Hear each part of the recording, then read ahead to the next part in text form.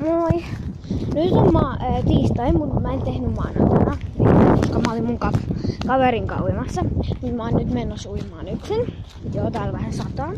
Mut siis oikeesti mun äitipuoli osti mulle ihan sairaan kivat kengät.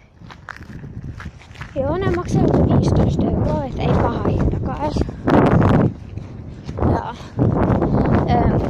siis jos mä käyttäisin tällä hetkellä mun vanhoja kenkiä, niin oikeesti ne tulisi niinku varmasti jo läpi. Tai siis vesi tulisi läpi.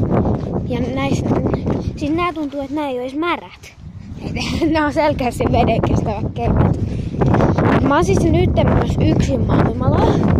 Siis ei mulla mitään kaveri tässä. Niin. Joo, mä kävin eilen mun kaverin kanssa. Meillä oli ihan sikahauskaa. Ja oikeesti tää saa alennusta.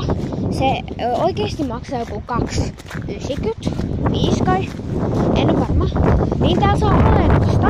Tää tulee puoleen hintaa. Sitä sataa. Ja mulla laseista päätellen täällä sataa. Ehkä vähän sen.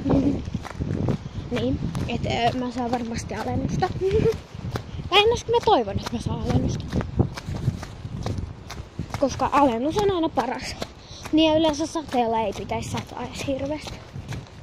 Mut tää oli tällainen pikavisitti. Ja mun puhelin ei kestä vettä, mä en voi kuvaa tuolla sitten. Että heippa! Tää oli lyhyt video. Moikka!